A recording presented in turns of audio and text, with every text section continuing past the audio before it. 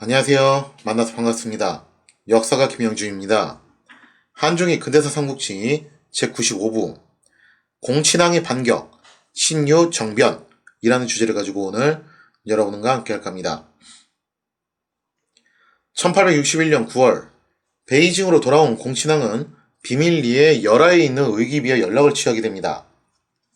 양측은 서로 숙순을 제거해야 된다라고 공감대를 형성을 하고 있었죠.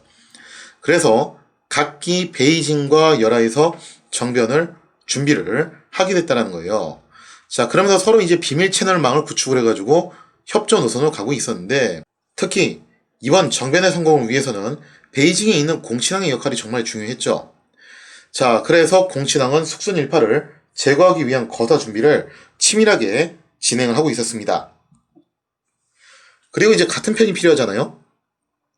그래서 평상시에 숙순에게 반감이 있었던 관료들이 대거 공친왕의 편이 돼가지고 거사에 동참을 하게 됐다는 거예요. 일단 공친왕이 세운 거사 계획은 이러했습니다. 장성 너머에 위치한 열하에는 숙순일파가 장악한 군대가 수비를 담당하고 있죠. 그래서 그쪽에서는 정변을 일으켜봤자 별 그게 없어요. 그러면 정변이 성공하려면은 일단 숙순일파가 자금성으로 돌아와야 돼요. 그래서 장성을 넘어서 베이징으로 들어오면은 그때부터는 베이징의 중앙군이 관할한 구역이 되니까 여기서 이제 정변을 일으켜가지고 일망타진을 하자라는 작전을 세웠다는 겁니다. 즉 여기서 이제 각기 맡아야 될 일이 뭐냐면은 의기비는 어떻게 해서든 숙순일파를 잘 꼬드겨가지고 자금성으로 돌아올 수 있게끔 유도를 해야 되고요. 그리고 적절한 시점이 되면은 효정 현황후와 기상제를 모시고서 일단 안전한 곳으로 빠져나와야 되겠죠. 그게 의기비가 해야 될 일이었고, 공친왕이 해야 될 일은 뭐였냐면은 바로 이 정변을 실질적으로 주도하고 이끌어갈 관료들과 군대를 포섭하는 거였어요. 자, 그럼 여기서 이제 중앙군을 포섭하는 작업이 굉장히 중요했는데, 당시 이제 중앙군을 지휘하고 있었던 총사령관이었던 승경림심이 지난번 팔리교 전투의 패전에 대해서 책임을 지고서 해임을 당하게 됩니다. 그리고 현재는 승보가 총지휘관이 된 상태였죠. 승보는 팔리기어 전투에서 부지휘관 역할을 했기 때문에 패전 책임까지는 지진 않았고, 더군다나 당시 이것도 운이 좋다고 해야 되는지 어찌인지 모르겠는데 피탄을 당했잖아요. 근데 죽지는 않고 부상만 입고 살아난 상태예요. 그래서 이러한 점들이 가만히 돼가지고 열심히 싸웠다. 그런 악조건 속에서. 그래서 그러한 점들 때문에 승보가 총지휘관으로 올라온 상태였다는 겁니다. 그리고 이 승보는 평소에 숙순에 대해서 나름 또 반감을 갖고 있던 인물이었어요. 그러니까 아마 승보는 그렇게 생각했던 모양이에요. 자신이 이제 지난번 태평천국의 북진을 막는 과정에서 좀 지구전으로 갔다고 해가지고 이게 조정에 마음이 들지 않아가지고 결국 체포를 당했잖아요.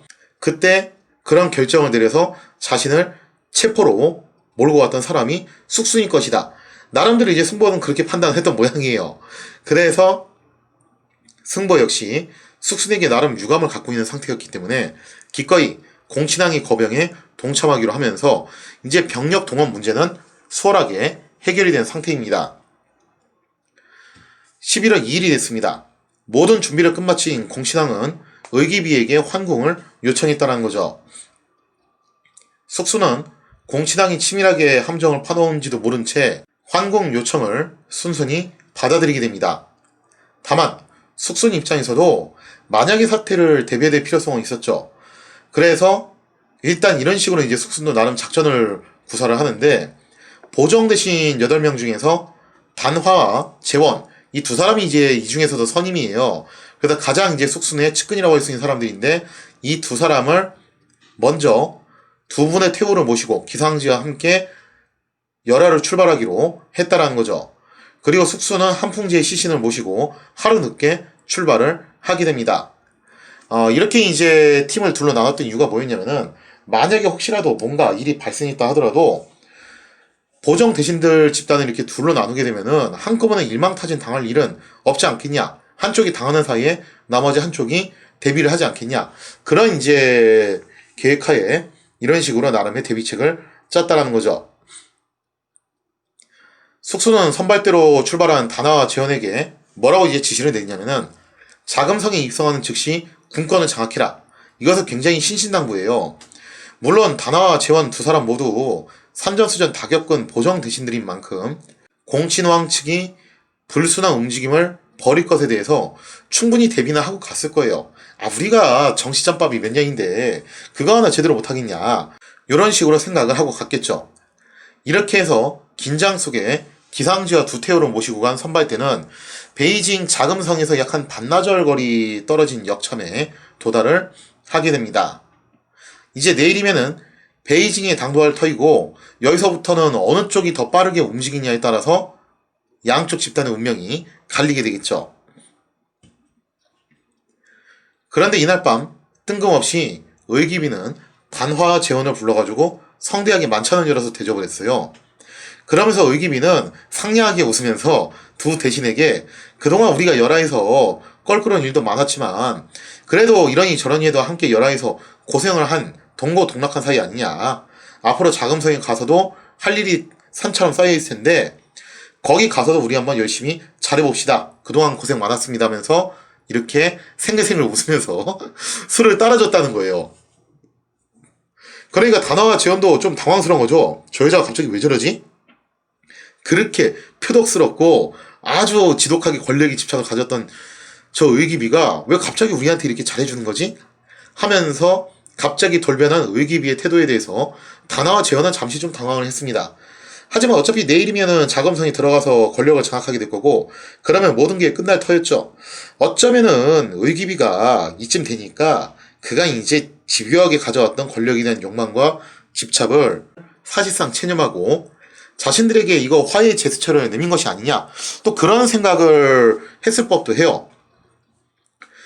자, 그래서 이제 방심하게 되었던 다나와 재현은 의기비가 건네준 술을 넙죽넙죽 받아 마시게 됩니다. 자, 그리고 다나와 재현은 이 독주들을 계속 마시다가 결국에는 그 자리에서 그대로 골아 떨어지고 말았다는 거예요. 그리고 두 대신이 깊이 잠든 사이 의기비와 효정 현황후는 기상제를 모시고 몰래 역창을 빠져나가서 자금성으로 향하게 됩니다. 다음날 아침 늦게서야 단화와 재원은 잠에서 깨어났죠. 이미 두태우와 황제가 자금성으로 들어갔다는 소식에 이 두 사람은 순식간에 술이 깨고 말아요. 표면상 두 대신이 늦잠을 자고 있어서 기다리다 못해서 두태우와 황제가 먼저 출발을 했다. 뭐 이런 식으로 이제 보고를 받긴 했죠. 하지만 뭔가 수상한 정황이 한두 가지가 아니다라는 거죠. 자, 뒤늦게 수상한 낌새를 눈치챈 다나와 재현은 부랴부랴 자금성으로 출발을 합니다. 그래서 서둘러 이제 궁으로 입궁을 했는데 하지만 두 사람이 궁의 문을 들어서자마자 곧바로 체포를 당하게 됐습니다. 이미 한 발 늦었던 거죠. 자, 이렇게 되면서 결국 공친왕이 주도하던 정변의 막이 화려하게 올라오게 되었다는 겁니다. 이미 자금성에는 공친왕과 반숙순파 대신들이 모여 있었으며 이들은 기상제와 두태우를 맞이하게 됩니다. 그리고 공친왕은 두태우의 명을 받아서 물론 뭐 이제 형식적으로는 황제의 명령이라고는 하지만 6살짜리가 무슨 명령을 내리겠어요. 근데 실질적으로는 두태우의 명령을 받아서 숙순을 비롯한 보정 대신들의 파직과 체포를 발표하게 되었다는 거죠. 당시 이제 보정 대신들하고 두태우가 계속 트러블을 많이 일으키고 있었는데 엄밀히 말해서 효정, 현황후 입장에서는 좀 반감은 있었지만 그렇게까지 악감정은 없었던 것 같아요. 다만 의기비 입장에서는 상당히 반감이 컸었고 숙순과 굉장히 앙숙지간이었기 때문에 엄격하게 말하면 이거는 두태우와 기상제의 명을 받았다고 하지만 엄격하게는 의기비의 의견이 반영된 명령이었다는 거죠. 그래서 사실상 이 정변은 의기비와 공친왕의 연합전선이라고 보는 게 좀 더 정확하다고 볼 수 있습니다. 공친왕이 주도한 작전은 철저히 보안이 유지되어 있는 데다가 신속하게 움직였기 때문에 숙수는 손쓸 겨를이 없었습니다. 그러니까 앞선 선발대로 갔던 다나와 재현이 체포됐다는 것을 눈치를 못 챈 거예요. 결국 이날 밤 후발대로 출발한 숙순도 숙소에서 자다가 나머지 보정 대신들과 함께 체포를 당하게 됩니다. 체포된 보정 대신들 중 5명은 숙순에 대해서 그다지 적극적인 가담자가 아니라고 보고 파직 후에 유배 처분을 받게 됩니다. 가까스로 목숨을 건졌죠. 그리고 숙순의 최측근 역할을 했을 뿐만 아니라 선발대로 가가지고 실질적으로 숙순의 수종 노릇을 했던 다나와 재원의 경우에는 자결 명령이 내려지게 되었다는 거죠. 물론 공치당 일파의 핵심 목표였던 숙순은 자금성으로 끌려온 후 군중들이 보는 앞에서 참수를 당하게 돼요. 당시 베이징 사람들은 숙순에 대한 원한이 굉장히 컸었는데 이유가 뭐였냐? 영프 연합군에 의해서 베이징이 유린당하고 황제가 베이징을 버리고 도망가는 이 초유의 사태, 이러한 환란이 일어난 것은 모두 숙순의 탓이다라고 여기고 있었다라는 거죠. 사실 이게 꼭 숙순만의 잘못은 아니었지만 일단 사람들은 원망할 대상이 필요했고 당시 가장 최고 실권을 갖고 있던 숙순이 그 타깃이 돼서 혼자 독박을 쓰게 됐던 거예요. 그러니까 숙순이 이러한 분위기를 감지를 했기 때문에 가급적이면은 베이징으로 돌아가고 싶어 하지 않았던 거죠. 자, 그리고 조정의 관료들 가운데서도 평소 숙순이 부정축제제로 몰아서 숙청한 귀족들, 그리고 숙순이 한중 융합 정책을 펼치는 것에 대해서 좀 불만을 갖고 있던 만주족 귀족들이 있을 거 아니에요? 그런 사람들이 역시 숙순에게 굉장히 큰 원한을 품고 있었다는 거죠. 자, 그래서 숙순의 처형장에는 이런저런 원한을 가진 사람들이 몰려와서 이구동성으로 숙순의 욕을 하게 됩니다. 이렇게 한풍제 치하 막강한 권력을 휘두르며 국정을 주도해왔던 숙순은 한순간에 형장의 이슬로 사라지게 되었죠. 처형장에 몰려왔던 수많은 군중들은 숙순이 처형되자 그의 시체를 잘근잘근 씹어가지고 분해를 함으로써 분을 풀었다라고 해요.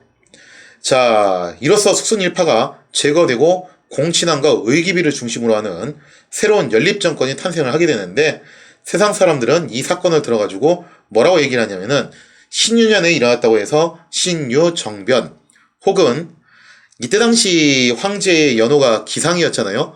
그래서 그 연호를 따가지고 기상정변이라고 부르게 되었다라는 겁니다. 이게 보면요, 아편전쟁 기간 동안에 중국이 정말 졸전을 거듭하고 뭔가 좀 답답한 행동들을 참 많이 해요.